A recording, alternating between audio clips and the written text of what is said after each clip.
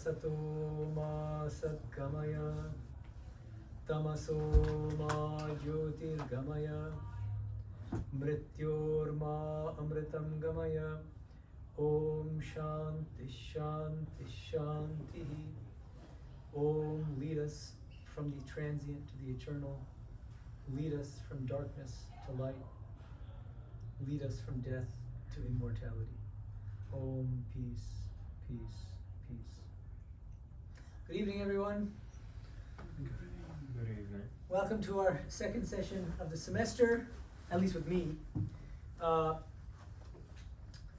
of you might know that I spent quite a few years in India. Recently, I spent 13 years in India. And for 11 of those years, I was in Belumad. We were just talking about it, actually. I was at a university called Vivekananda University. 6 in the morning on cue. Every day, I'd suddenly hear uproarious laughter coming from the backyard, from behind the university. As a group, like people, ha ha ha ha ha, ha ha ha ha. And for one day, I was like, oh, maybe they're watching a TV show or something. The next day, exactly at the same time, same group laughing, goes on and on. And then I find out much later that it's a laughing club. And then I found out it's like a thing in India to have laughing clubs. And I looked up on YouTube, and anyone, I encourage you to strongly just look it up. Laughing clubs in India, and you'll find some really funny stuff. What's the idea? Why do people get together and laugh together? The idea, even if, it would make more sense if like you're all watching like a funny show or something, Norm Macdonald, or, but no. They're not actually like causing themselves, like they're not like finding anything funny. They're just laughing together on cue. The idea is, there's been study after study proving that just by forcing ourselves to smile and to laugh, it actually affects chemical changes, neurochemical changes, which make us happier, which is really kind of fascinating. Dr. Grossen is one of these doctors who works in the field of psychoneuroimmunology, a relatively recent field, the study of how the mind and brain are connected to the immune system. And he says, it's been shown over and over again that depression weakens your immune system, while happiness, on the other hand, has been shown to boost our body's resistance. Being happy actually makes you healthier and have a stronger immune system. Then he also adds, what's crazy is that just the physical act of smiling can make a difference in building your immunity. When you smile, the brain sees the muscle activity and assumes that humor is happening. And then it triggers these chemical reactions. What are those chemicals? It releases dopamine, it increases dopamine, and serotonin. And serotonin helps us to reduce stress, and dopamine makes us feel happier. And so it's a double whammy. So we smile, we laugh, we get an increase of dopamine and serotonin. That makes us happier, and then we're going to be naturally more inclined to smile more and laugh more, and then it becomes this kind of like virtuous circle of delightfulness. There's a Harvard social psychologist named Amy Cuddy. Have any of you heard of her or watched her TED Talks? She's given multiple, I think. She's got a TED Talk called Fake It Till You Make It. And she's done really interesting research on what she calls power poses. And there's one in particular that she's done a lot of research on. The Wonder Woman pose. What's the Wonder Woman pose? Does anyone know? Do it. Yeah, no. Oh, that's an interesting one. Okay, she's doing so good. But that's right, yeah, Wonder Woman. At least that's her version of the Wonder Woman pose. Okay, so she's done studies where you stand in this you have to stand up and like keep your feet also like kind of legs apart, like this, strong, standing like this. If you stand like that for 2 minutes, what happens physiologically? So she runs like ECGs and stuff to see what's happening at the level of the brain and body. And the results are fascinating. What she finds and she did it with, I think, both men and women, but specifically focusing on women, because she feels that women are underrepresented in leadership positions, in companies and even in academic positions. And she thinks that it's partly because of these kind of very subtle things, how people carry them, how women carry themselves, and so she wants to empower women to get these leadership roles and all that. So she has them stand like this, doing the Wonder Woman pose for 2 minutes.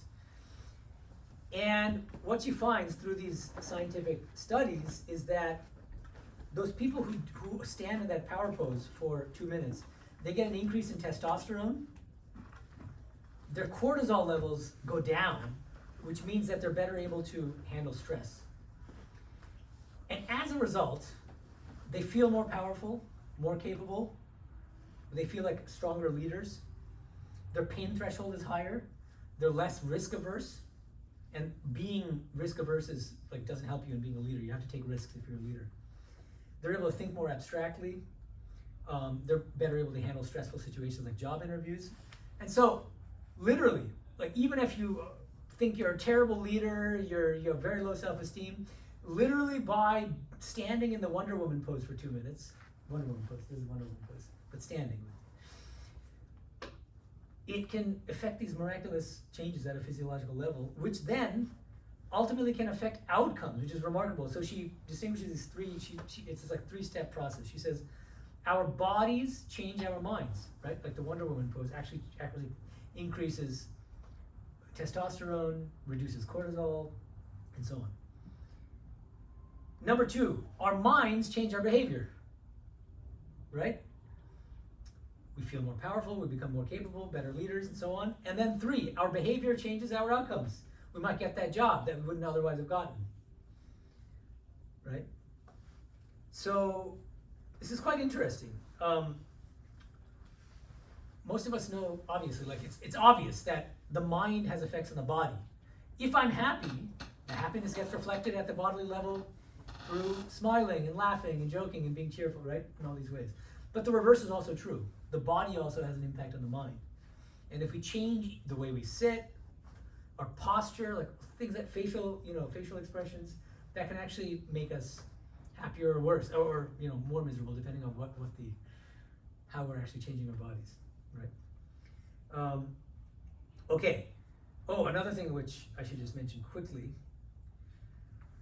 exercise. There have been a lot of studies done recently, especially on mental health. And what they're finding is that for people who suffer from mental health issues, like depression, anxiety, low self-esteem, this and that, when they go to psychiatrists, in the past, psychiatrists would tend to prescribe medicines and antidepressants or whatever they need. Now there are scientists who are saying, we strongly recommend that before you prescribe any kind of medicine, you first prescribe regular exercise. So ask the person first, do you do regular physical exercise? 9 times out of 10, they're going to say no. And they'll say, then start, do it. Find something you like and do it. It's not going to be fun in the beginning, but if you stick to it, you're going to love it. And they have found that by doing regular physical exercise, a lot of these mental health issues get alleviated without the need for medicinal interventions. That doesn't mean that in some cases you don't need medicine. In some cases you will need medicine. But especially in mild to moderate cases of mental health issues, regular physical exercise works wonders. So that's another example of body. If you change yourself at the level of body, you're also going to, in very positive ways, transform the mind. Okay, so now, how is any of this relevant to spiritual life? That's the question. Fake it till you make it. So we've talked about laughing clubs and how laughing can make us happier. Even canned laughter, literally. Standing in poses can make us feel more powerful and actually be better leaders. We can get jobs that we wouldn't otherwise get. How does this apply to spiritual life? So I want to talk about, and I want this to be interactive, and feel free to chime in whenever you feel like it, but how do we apply this principle of faking it till you make it to our spiritual life? That's the big overarching question. Swamiji? Yeah. So before going to next one, Yeah. The examples that you gave. Yeah. So the point is well taken, but there is this dopamine nation, right? There is a tolerance level for everything.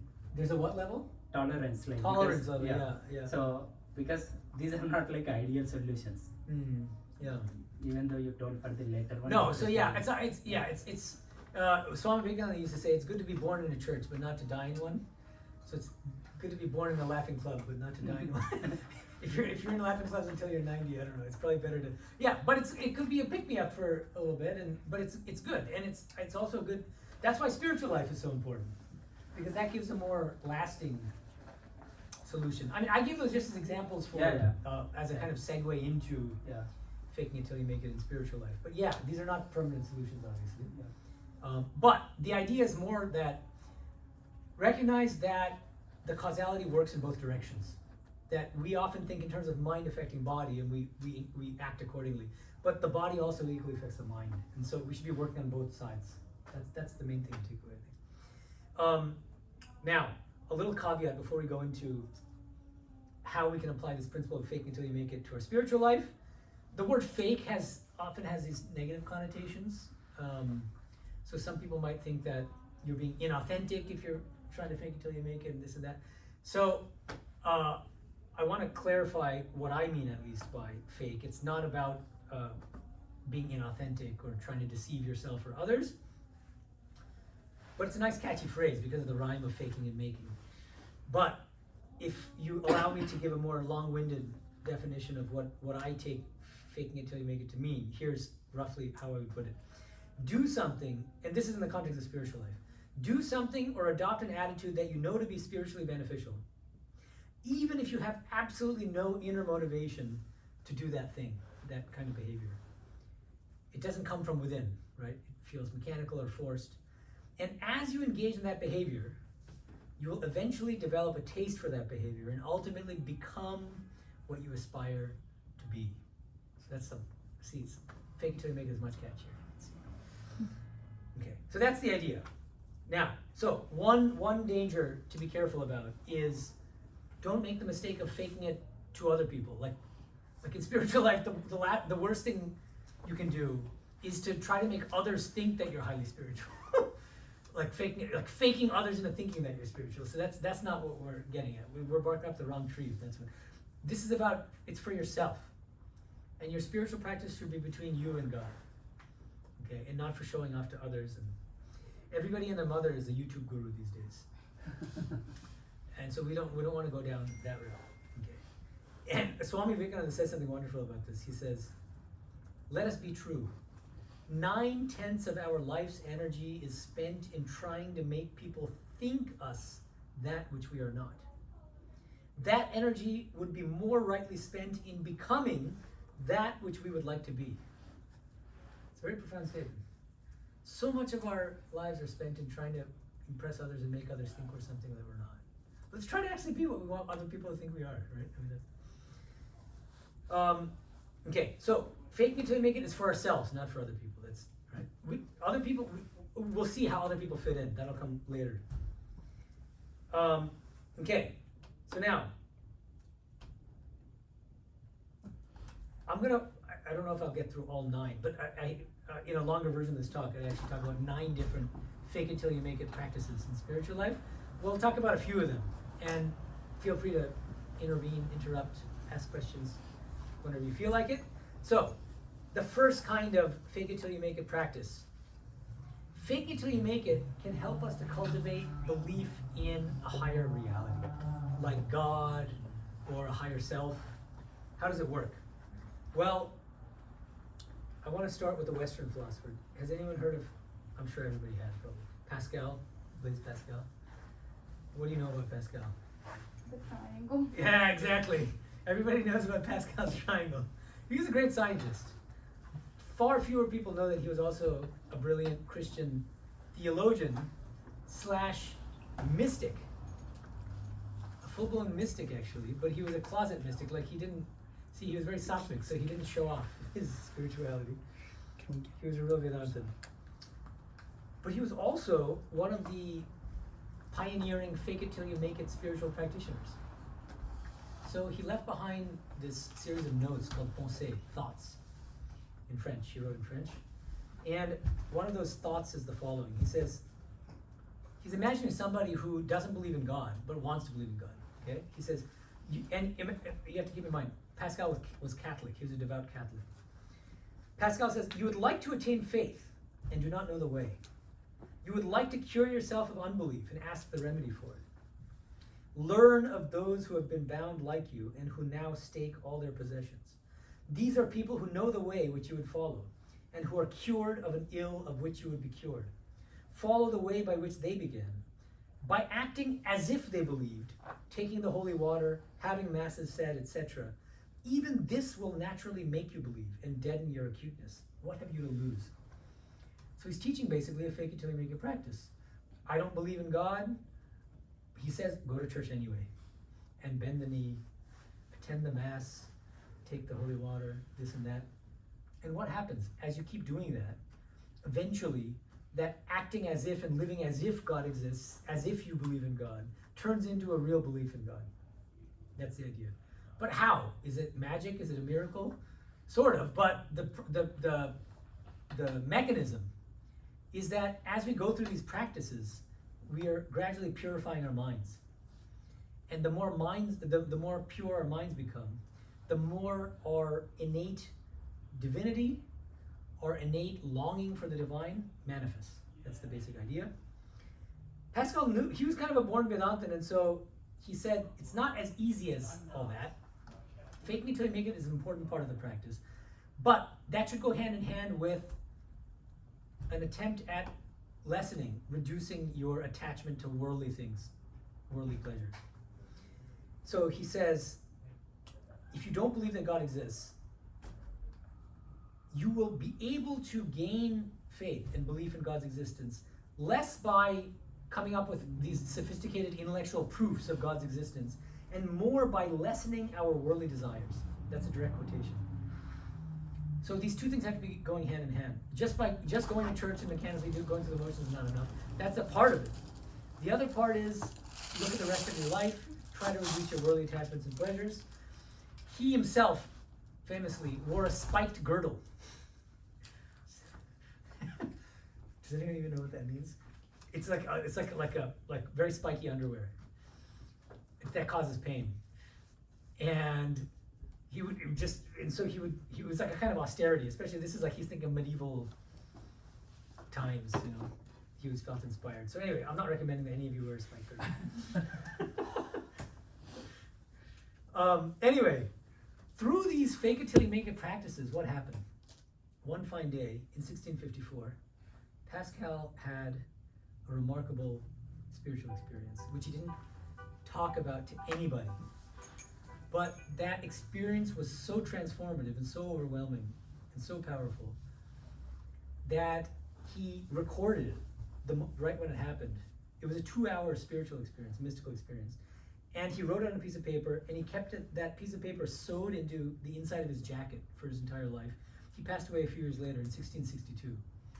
A servant discovered that document after he died. And I want to share with you what it says.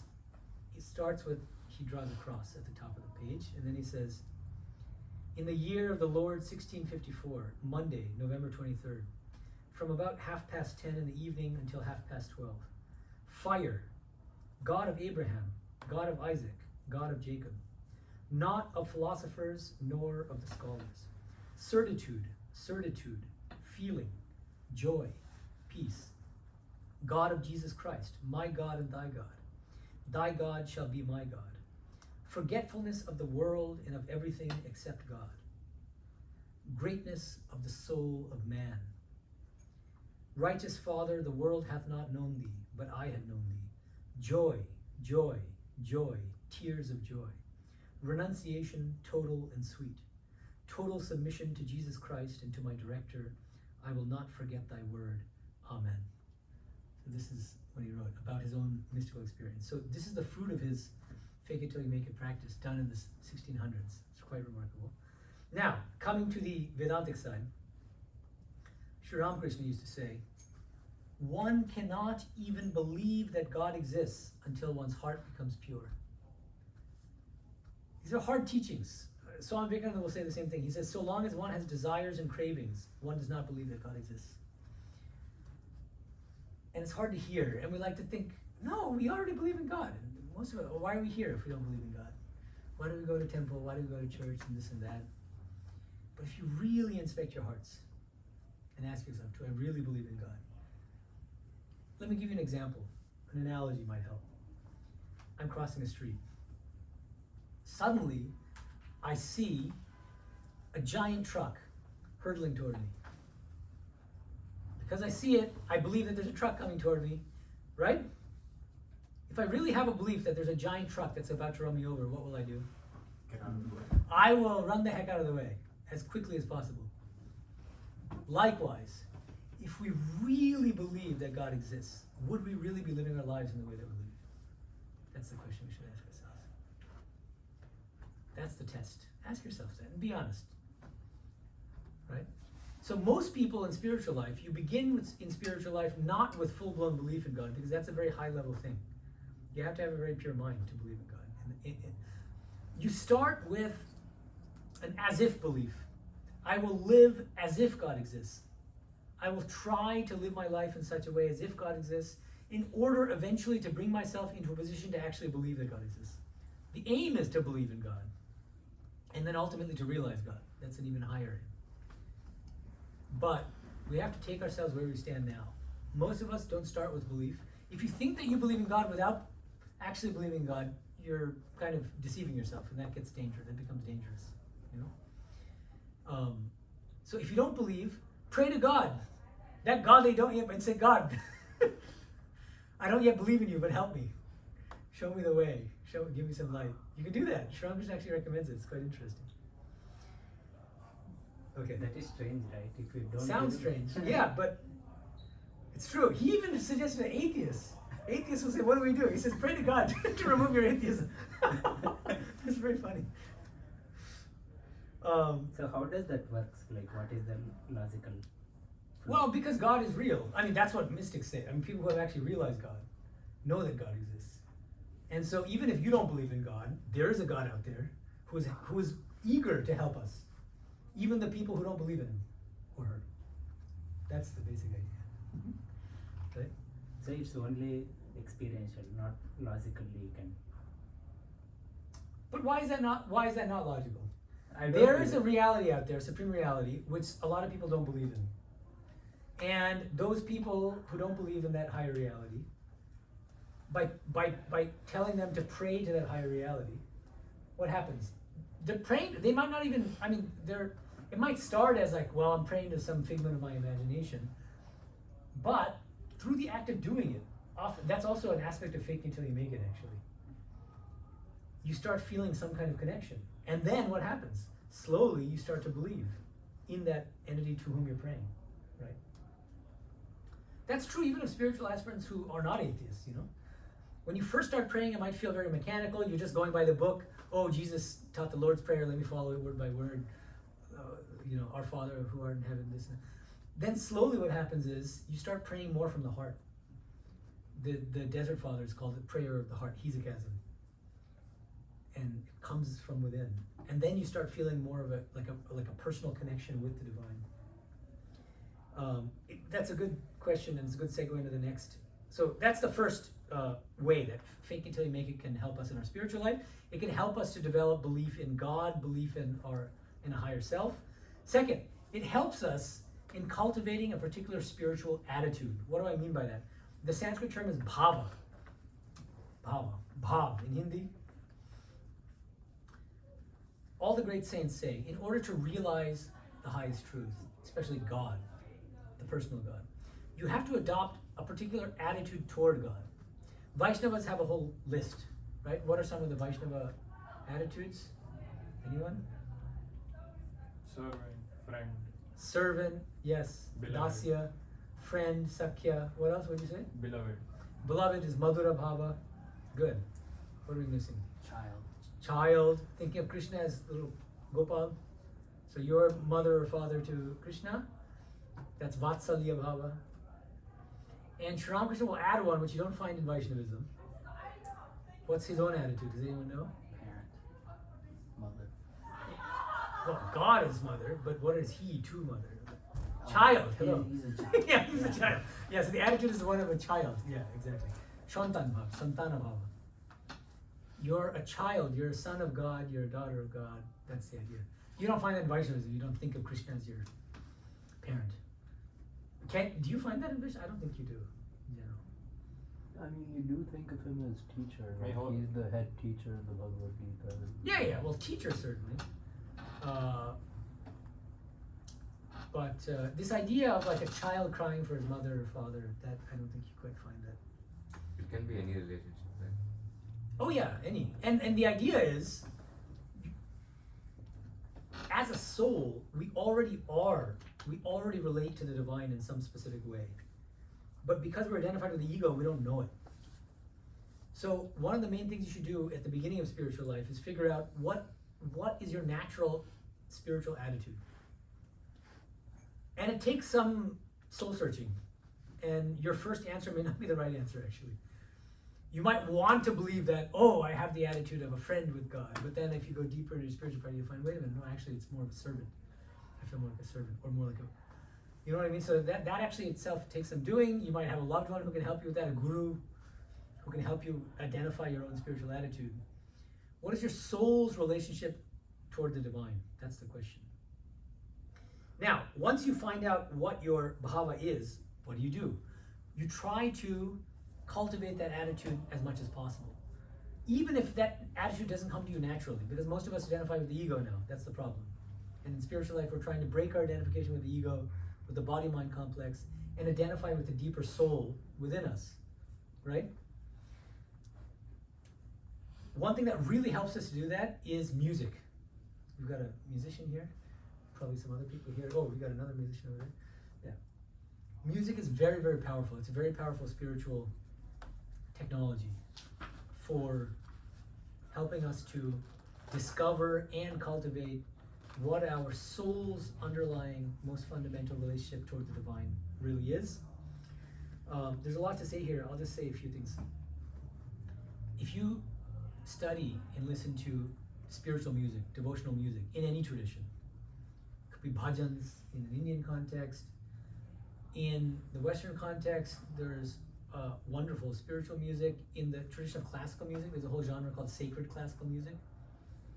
So many of the great composers were religious, and so they put parts of the Bible to music, like psalms and stuff like that.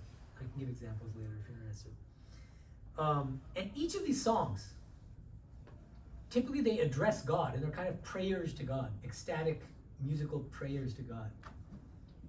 And they typically embody one particular spiritual attitude. And if you listen with great concentration to the song, or if you sing it with concentration and with feeling, what happens? For the moments that you're listening to that song or singing that song, your consciousness merges with the consciousness of the singer, of the composer. The way that T.S. Eliot put it, he's one of my favorite poets.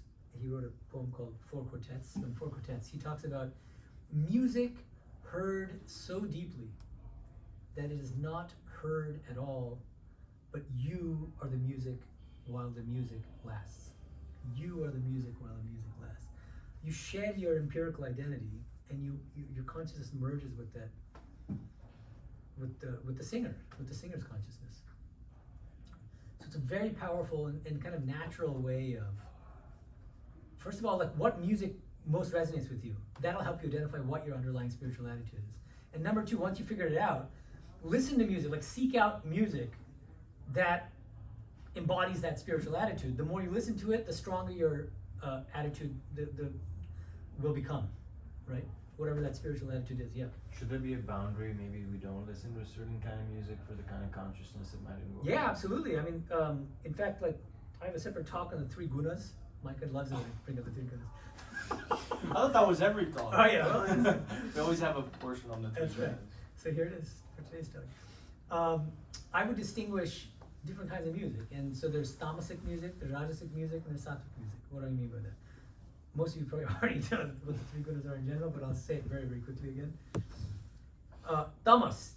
If you have a lot of tamas in you, tamas tends to manifest as laziness, procrastination, dullness, delusion, like a lot of not very great things in spiritual life, and it makes you sleepy. And okay, yes. What are your thoughts on the current music that's popular right now for this generation? Like, how is it helping them spiritually? What are the trends that you've been seeing?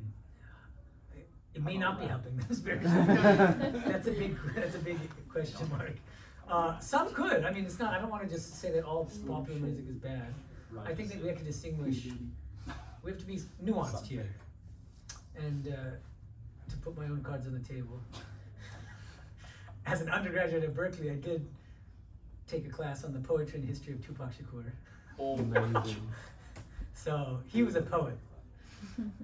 But even he, say, if you look at his songs, some of his songs are like just like, you know, thug life, hit 'em up kind of stuff. And then there are these soulful songs, like Crazy or Only God Can Judge Me, or, you know, Life Goes On. Don't get me started. But anyway, the point is, even a single artist can make very spiritual music, very worldly music. So you need to be discriminating and listen to the music that helps you spiritually, benefits you spiritually. And so coming back to the three gunas, there's music that's very tamasic. What happens if you listen to that music? You fall asleep. And in fact, some people actually listen to music in order to fall asleep, right? Okay, rajasic music is a kind of music that it's going to help you to, it'll make you more rajasic. It'll give you more rajas. What does that mean? You want to get up off your seat and start dancing and moving and, you know, and typically the lyrics of rajasic music, popular music, you're asking about popular music, 90% of the lyrics of those kinds of songs is, why did you break up with me? I love you. Why don't you love me? I hate you. Why did you break up? It goes on like this. Olivia Rodrigo? Or is that driver's license? It's all about that. Sorry. Call anybody. But it's a good song, catchy. But still, my point is, that's an example of rajasic. And then sattvic music is music that helps you to cultivate sattva. And what is sattva? When you have a lot of sattva, it manifests as many different ethical and spiritual qualities. It makes you more giving, more compassionate, less egoistic, less arrogant, calmer, more indrawn, less kind of enamored with the things of the world. You don't care about what other people think of you. You have natural spiritual qualities like devotion and detachment, things like that. These are all sattvic qualities. So trying to find sattvic music is the trick if you're trying to become more sattvic. And why should we try to be more sattvic? Because being sattvic, developing sattva, is a precondition for making spiritual progress. The more sattvic you are, the further along we are in our spiritual life. Okay? Okay, so that's music. Very, very powerful spiritual practice. I recommend it to all of you. Even if you're not a good singer, listen to music, listening to music. Sometimes singing itself, especially if you're a good singer, can be dangerous in spiritual life. Because if you're too good, people are going to praise you. And then you might get trapped by Mahamaya again. So in our monastic order, everybody has to go through this 2-year training period. In training, it's called training center, monastic training center, in Belurmat, which is our headquarters in India, in Bengal. And one of our swamis who taught us, warned us, he said, be careful about 2 things in monastic life: singing and lecturing. So I'm guilty of one of them. I gotta be careful. But at least I don't sing, I'm a bad singer. Can I ask a question? Yes, you can. For- Her name, by the way, is Sattvika. Yeah. Okay. When you were talking about like rajasic music and feeling like, oh, like getting up and dancing versus like some people say some music makes them feel like inspired or confident or motivated. Yeah, Like no, where that's do you good. see the Yeah, here's the thing. If you're very tamasic, your first priority should be to be very rajasic. Steps, don't skip steps. It's really important. If you have very low self-esteem, develop a strong ego first. And then work on transcending the ego. That's really important. Another thing is what the beginning of your question reminded me of. This is important to bring in more nuance here. See, go to any ISKCON ashrama. I went to one in Zurich. And beautiful bhajans. And everybody's up and dancing, but it's beautiful sattvic dancing. So not all dancing is bad dancing or rajasic dancing. And you can even think about it as, it's not like, see, there's also rajasic sattva and there's sattvic rajas. Do you see what I mean? And so they're even, think about bhajans, like, there are a lot of bhajans which are extremely catchy. I'm now on this kick where I'm listening to Shabad Kirtan. Does anyone listen to this from Guru Granth Sahib? I love that. It's White really, Sun? Huh? like White Sun and all that. White Sun. I don't know what they're written in like old Punjabi like different kinds of Yes, like Gurmukhi and Yes. yes, yeah. It's wonderful, beautiful music. Very catchy though, and it's almost like. Are any of you Punjabi? Anyone here who's Punjabi? Yeah.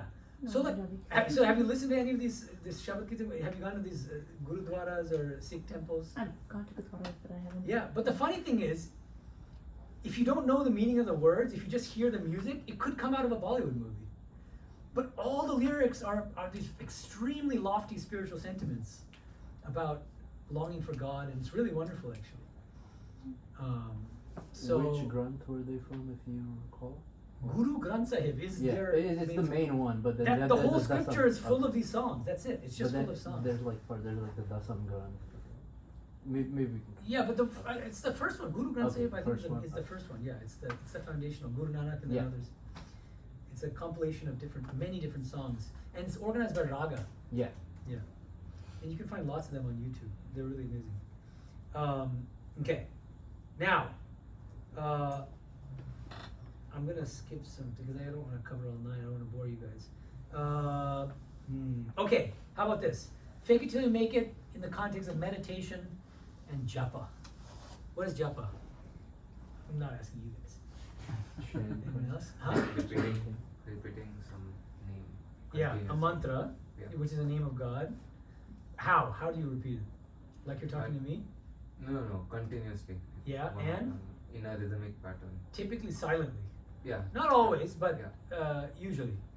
Usually mental repetition Right. of a mantra. Very good, exactly. Japa.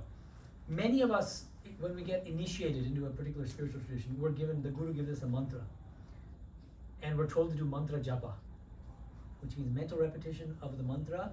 Usually also, the Guru will tell us to visualize some form of the deity in our hearts as we repeat the mantra. And so japa also has a kind of meditation dimension as well. It's kind of both combined. Repetition of mantra, concentration on the mantra, while meditating on a form of the deity in your heart, right? So now, how can fake it till you make it help us here?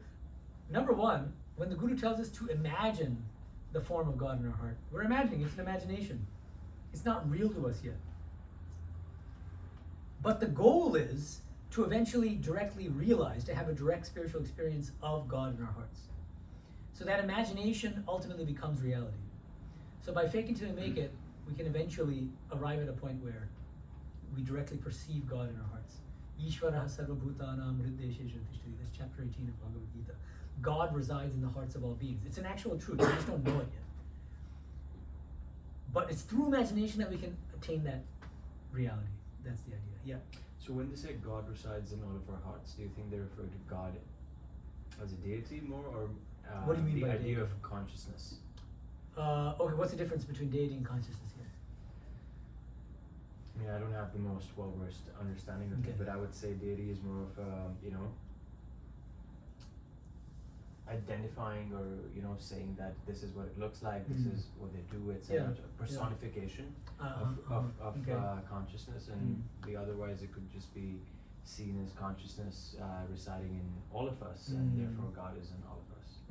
Yeah, I think both those things are true. I think that there is divine consciousness in all of us. We are nothing but divine consciousness. And at the same time, Sri Ramakrishna used to use the example of an infinite ocean. He would say there's this infinite ocean of Sat Chit Ananda, existence, consciousness, bliss. And under the cooling influence of the gentle breeze of bhakti, of devotion, that ocean forms into different formations of ice in different places.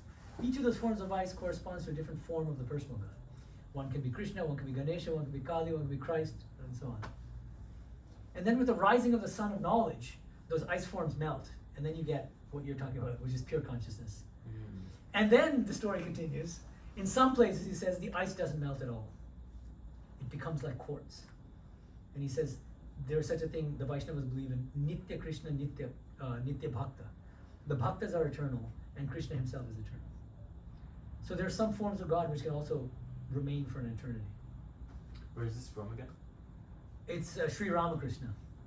He would use this analogy. He was a 19th century Bengali saint. So yes, in answer to your question, that's right. You can, as Hindus, the beauty of Hinduism is it's not a one-size-fits-all religion. the fundamental doctrine of Hinduism about ultimate reality is the ultimate reality is infinite and illimitable. You can never place a limit to the divine. And then the other key doctrine in Hinduism is Ishtadevata, which means how do you like to think about the infinite divine? And why? Why? The reason is because we've lived many times in the past, and we've probably worshipped God in a certain way in our past life. We have samskaras, latent mental impressions from what we've done in our previous lives. It's because of that conditioning that we naturally feel drawn toward a particular form or conception of God.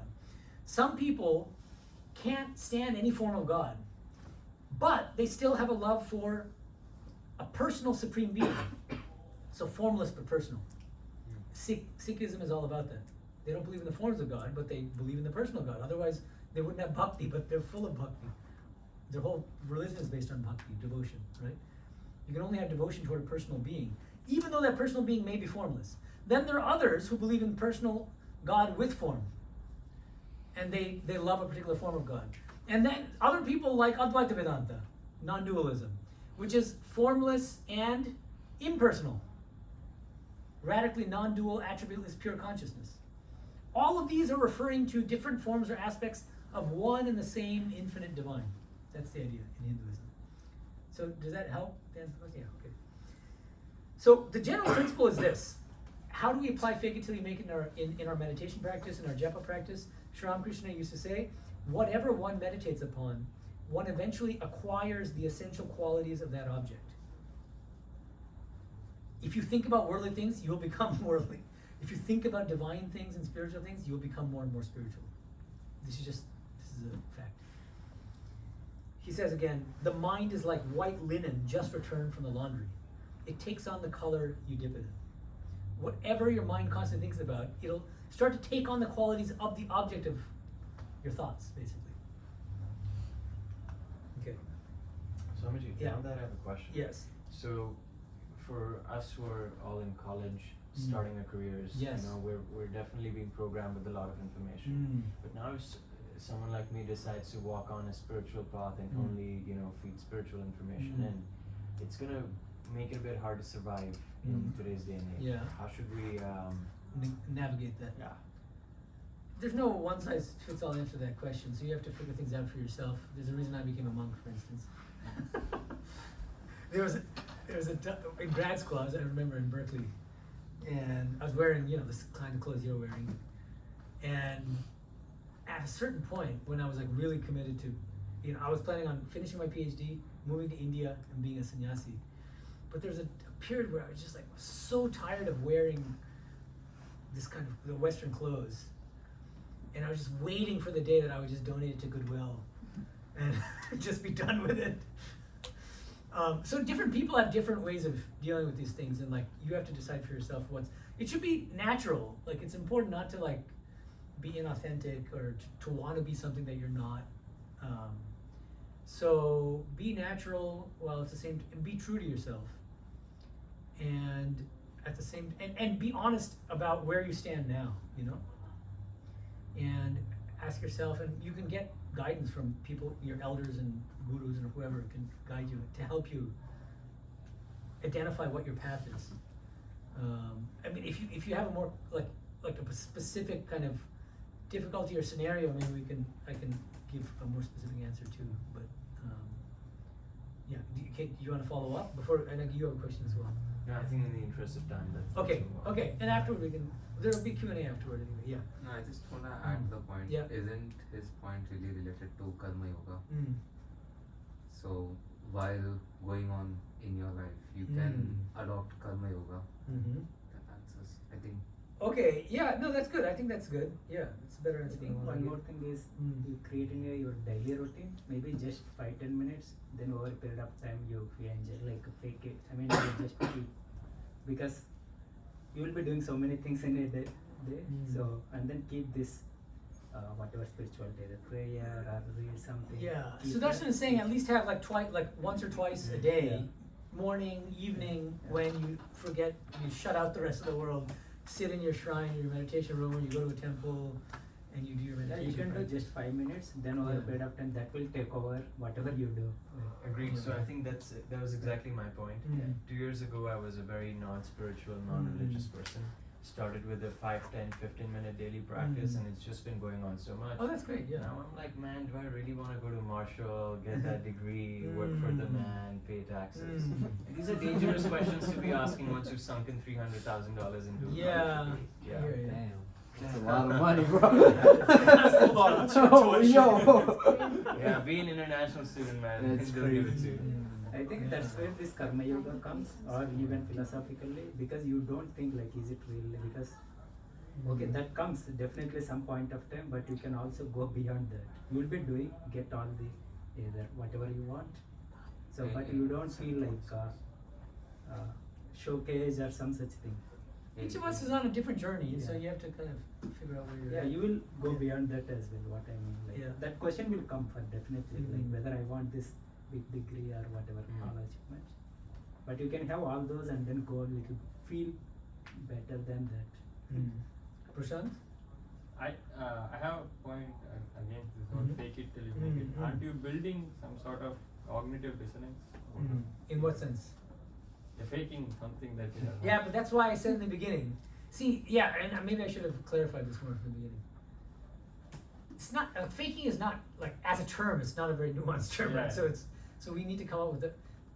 There's a kind of delicate balance here, right? We all know we're not perfect yet. We have not realized God. We have not realized the higher self. We're still grappling with the ego and selfishness and all sorts of whatever lower impulses. All that's true. We're not denying that. We're not pretending that we're already realized. So that would be a misunderstanding of this fake it till you make it thing. At the same time, Sri Ramakrishna and Swami Vivekananda, what they would say again and again, and what our scriptures teach us, the Vedāntic scriptures.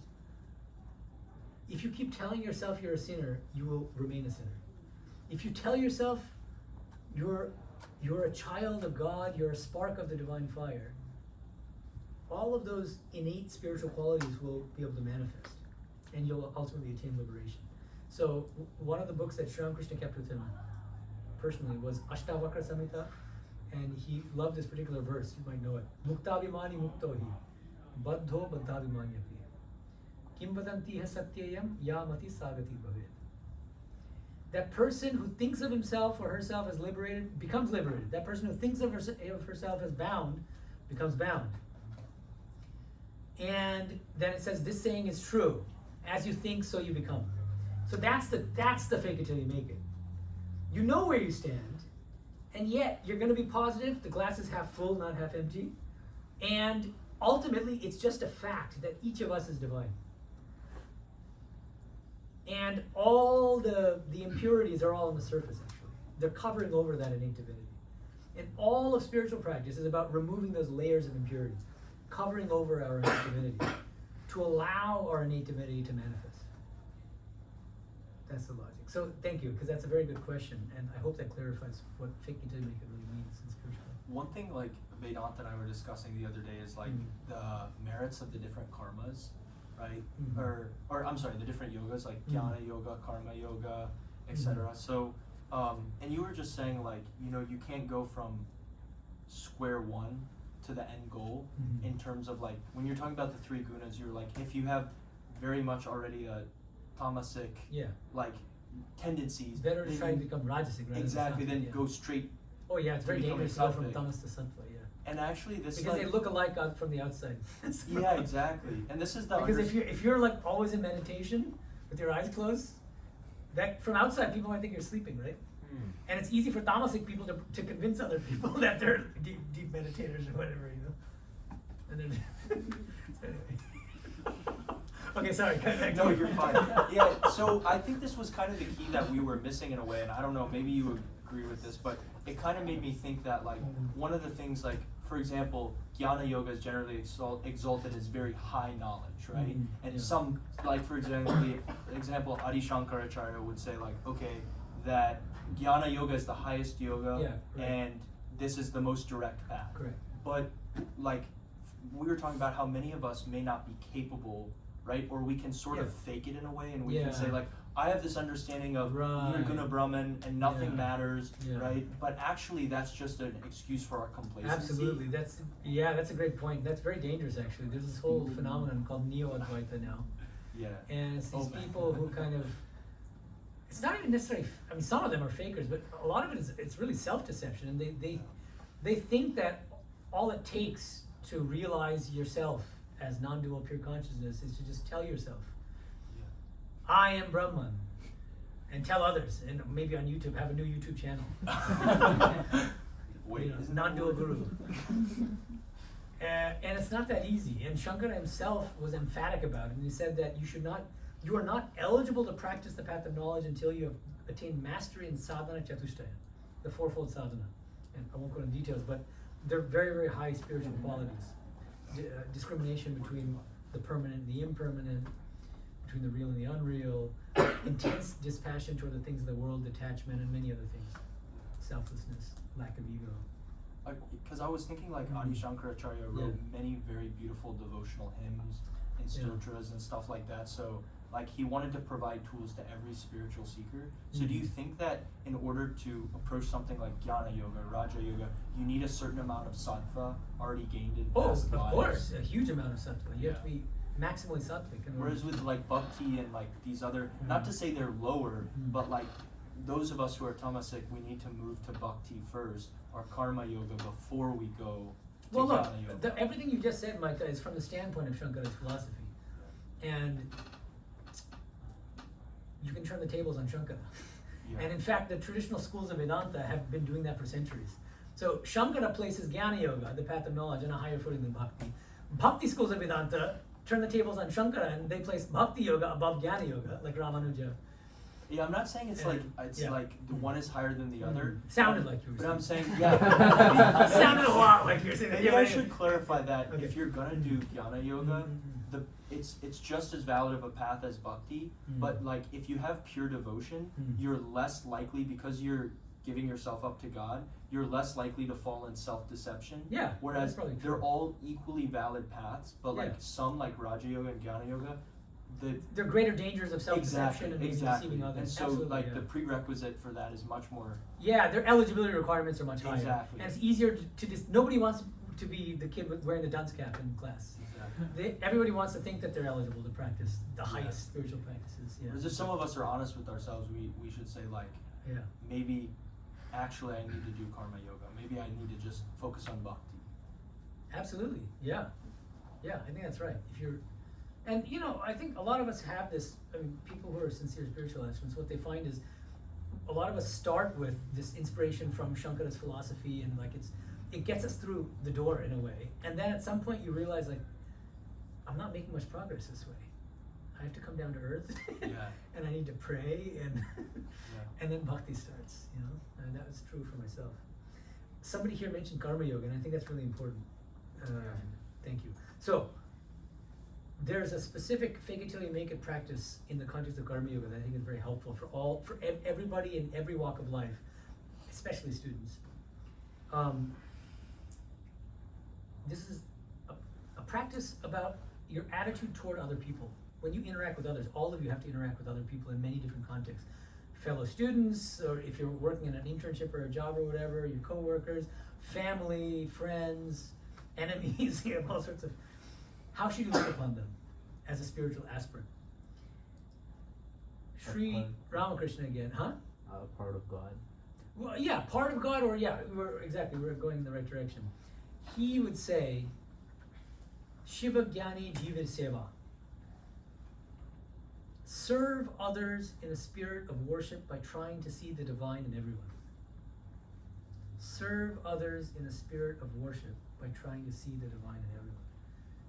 And it's hard, you know, and it's better if you're trying to, like, if you're just starting the practice, start with people that you like, because it's even harder with your enemies are like, I hate that guy, now I just see God in them. So start with people that you already have a natural, you know, and then you're like, okay, yeah, I can see God in that, you know, that person I love. It's an imagination. You're not actually seeing God, you're imagining God in that person. But it's an imagination that corresponds to reality. And the more you practice it, what happens? you become less and less egoistic, less and less selfish, more and more loving. And as you develop and as you manifest that love, what happens? Ultimately, you discover the truth that God is not only within your heart, but in the heart of everyone. So that's another fake it till you make it practice, which is very helpful, I think. Yeah, okay. So I skipped a few, but I don't want to. Let's hear some. Any other thoughts or comments about what Yeah, I said? have a point. Yeah, So, please. in my opinion, or from what I've learned, it's more or less at the end of the karma yoga. It's not like, or even in the starting, it's not like you have 10 minutes of prayer or something. Even after that, it's more like whatever you do is dedicated in the bhava of Ishvara. So, like in your case, if you're talking about, you're taking a degree, it's more like, okay, I'm even doing this for, Bhagwan. Whatever action that I'm doing, I'm doing it at the order of Bhagwan. So I don't have to, in the sense that I don't have to pray, but you consider that even as a prayer, even the work that you do. It's a prayer and a service to God. You're serving God and worshiping God through your studies, through the work that you're doing, even in your interactions with others. Yeah. Right. And when you're talking about spiritual habits, not necessarily it always ends in taking renunciation, because a lot of people, even including Krishna, even though he was learned or he was mukta, still he chose to work for the betterment of others. So it not necessarily mean that you leave whatever you are doing. Right, you run off to a cave and that's true. Yeah, it's about inner renunciation of desire and ego. And you can be in the world and not of the world. Hold on the God with one hand and a finger working over. There you go. Yeah, that's right. Yeah. Or like the mud, be like a mudfish. You're in the mud, but you're not stained by the mud. Yeah. Other questions or thoughts? So I thought one thing, so fake it till you make it. So the eligibility. So like when you told about gunas, so it needs a sattva guna, otherwise there is a lot of deception, especially because it is, unless you are very sattvic, it is very high chance like you will be deceiving all the time. I'm not sure. Listen, there's some steps I skipped. I'll mention one part that I skipped, which I think is relevant here as a response to your question. Prayer, okay? There are different kinds of prayer that we can engage in. Some kinds of prayer are, "Oh Lord, I am devoid of bhakti. I'm a very poor spiritual aspirant. I'm a sinner." This is like just being very honest with God and saying, "I surrender at your lotus feet. Give me all these spiritual qualities that I need to make spiritual progress." Right? That's not faking it till you make it. That's being very honest. But interestingly, many saints teach a different kind of prayer, which is more like that fits the fake it till you make it paradigm. One example is in our temple, in our centers, we do Ram Nam once a month, and there's a beautiful 4-line prayer. Does anyone know it?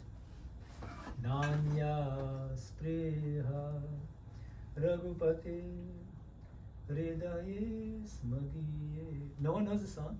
It's a very beautiful prayer, and it begins by saying, so this is, we're praying to Rama, saying, "I have no desires in my heart other than desire for thee, O Rama. Satyam vadami, I tell you the truth." That's a lie. But that's literally in the prayer, which we all repeat. We're chanting, right? Satyam vadami chabhavan akilantaratma. Oh, you who reside in the hearts of all of us. So the first 2 lines are a fake it till you make it kind of prayer. Next 2 lines are more along the lines of the kind of prayer I just told you. Because then it's saying, Kamadi dosharahitam kurumana samcha. Oh Lord, I'm full of all these selfish qualities like kama, lust and anger and greed. Please remove all those. How can both these things be true at the same time? That's the idea. So this is going back to Prashant's question actually. Both, when you're doing fake it till you make it sincerely, you don't have to be purely sattvic. No, that But you have to be- sincerity comes only when you are sattvic, right? I don't think necessarily. Girish Ghosh, I don't know how many of you know our tradition, the Ramakrishna tradition, but he was a famous sinner. And he would brag about, "I've committed every sin under the sun. Name a sin and I've committed it, And he comes to Sri Ramakrishna drunk out of his mind. He was an alcoholic. By no means sattvic. I mean, he was highly tamasic and rajasic, basically. But there will be always There's a sattva. little bit of sattva, of So course. that is enough to like. Well, then, yeah. but he's not fully sattvic is the point. I thought what you were saying is you have to be purely sattvic. No, and- I'm not talking Oh, about okay, purely yeah, sattvic. yeah. Well, yeah, Even see. this fake it till you make it, you cannot apply all the times, right? When you are Right. tamasic, you cannot make this because Yeah. you will be deceived. Yeah, if you're very Yeah, tamasic, yeah. it's difficult. Yeah. Yeah. But, yeah. Oh, I misunderstood it. I thought what Yeah. you were saying is unless you're highly sattvic, you can't engage in fake it till you make it. No, I don't want to say that. I would want to say you need a little bit of sattva. yeah, you need sattva to A do little it bit sattva. because fake it till you make it. Who is Suppose there you are in, without sattva? yeah, Who you is will be there in without sattva? yeah. So the idea is a little more. You can't find a person who is 100% No. plus tamasic. No. Everybody has If you're just tamasic, you'll be sleeping 24 hours, 24 hours a day. If you're just rajasic, you'll be like somebody on cocaine. You won't sleep. So anyway, yeah, no, we're all a mixture, right? And I think your point is taken that like to do this practice well, you need to have a little bit, at least a little bit of sattva. Yeah. But what I'm saying is you don't need to be purely sattvic. Yeah, you don't. Yeah. Or even mostly sattvic. Because we change our gunas, yeah. like we'll be sometimes in. Yeah, that's tamasic, also so true, like yeah. so you cannot apply this all the times. No. Yeah. Yeah. So You should have, as spiritual aspirants, we need to be equipped with a whole arsenal of spiritual practices. Yes. So that in whatever our state of mind is, whatever mood we're in, whatever circumstance we, suddenly like a tragedy happens, like a loved one dies or something. What spiritual practice do we, suddenly our Advaita flies out the window, And I'll tell you a story about that. So back in Bilima, when I was there, I would visit, I was friends with this very elderly Swami named Kalipada Maharaj. I really used to love him. So I visit him regularly. One day I heard that he had an accident. He fell. He slipped on maybe like some water on the floor and he fell. And he's like over 90 years old. He was in the hospital. He spent a few days recovering. Then I visited him when he got back from the hospital. And I said, Maharaj, I heard what happened. Are you okay? He said, yeah. And then he looked at me really sheepishly. Because he is a famous Shankarite. Hardcore Advaita, and he spent his whole life practicing Shankara's Advaita Vedanta, memorizing whole swaths of Shankara's commentaries on the scriptures. It was amazing. He was like a real scholar of Shankara. And he looks at me guiltily and he says, but when I was on the ground, I was calling on Mother. So in English, there's an expression, there are no atheists in foxholes. So it's like that. I don't care how much of an Advaita you are. But and Swami Vivekananda used to put it this way. He said, when I'm on the heights, I say I am he. When I have a tummy ache, then I call on Mother. So have a whole range of spiritual practices and then use the one that's appropriate for that occasion. That's what I recommend. What was the song, last time you gave this talk at the center, what was the song that you gave as a personal example that you find uplifting that resonates with you? Was it one that Sri Ramakrishna used to sing? Or I gave a bunch of Bangla songs. song. Mago Anandamoy Niranando Korona. Yeah. Oh, Mother, who is Anandamai, who is ever blissful, don't make me miserable. Don't make me devoted. So please reveal yourself to me and guide me and this and that. It's a very beautiful song. Right? And Sri Ramakrishna, just from listening to it, would go into samadhi. Okay, I think this is about time for Arati, right? Very good. When are you going to feed us chai, Micah? After ours. After. So I've made everybody stay for ours. He's going to feed us cold chai. Yeah, please. Yeah, let me build some context. Yes. It is by pure personal curiosity. Please. I'm very new to the culture, so let me build some context. Nowadays, the guru, the teacher, their importance are losing away. In other words, the students are not in the right state to accept the gurus or teacher. So, how does this impact in the spiritual journey? Yeah. And even in the college or at school studies or the learning? Yeah. What are your thoughts? That's a nice question. Yeah. Well, one thing, it's more true than ever. Nobody wants to be a disciple. Everybody wants to be a guru. And that's more true than ever now because of social media and YouTube, and it's so easy to be a guru now. You just have to grow out long hair and a nice beard. We got Swami is just taking aims at everyone today. So yes, yes. What I mean to say is that more than spiritual journey, even in our regular college or school or corporates, it's becoming even more difficult.